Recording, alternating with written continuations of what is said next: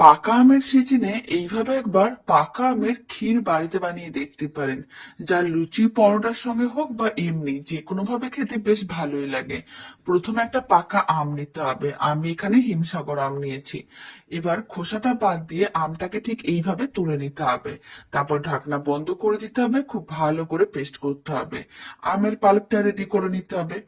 তারপরে দিয়ে দিতে হবে 50 গ্রামের মতন চিনি। আবারও খুব ভালো করে পেস্ট করে নিতে হবে। মিশ্রণটা একেবারেই রেডি হয়ে গেছে, একবার ভালো করে মিশিয়ে নিতে হবে। এখন মিশ্রণটাকে কড়াইয়ের মধ্যে নিয়ে নিতে হবে। পুরো মিশ্রণটা কড়াইয়ের মধ্যে নিয়ে নেওয়ার পরে ফ্লেমটা মিডিয়াম টু হাইতে করে এইভাবে 1 মিনিটের মতন ভালো করে ফুটিয়ে নিয়েছিলাম। তারপরে ফ্লেমটা লোতে করে দিলাম, 1 কাপের মতন গুঁড়ো দুধ দিয়ে দিলাম। লো ফ্লেমে খুব ভালো করে গুঁড়ো দুধটা মিশিয়ে নিতে হবে।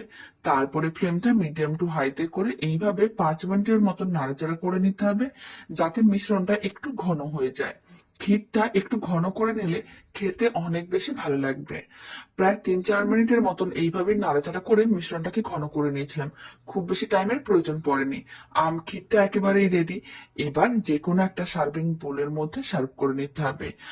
তারপরে ঠান্ডা করে নিতে হবে। ঠান্ডা ঠান্ডা এই আম ক্ষীর খেতে ভীষণ ভালো হয়, বাড়িতে আপনারাও বানিয়ে দেখতে পারেন। আর বাড়িতে বানালে কমেন্ট বক্সে জানাতে একেবারেই ভুলবেন না খেয়ে আপনাদের কেমন লাগলো।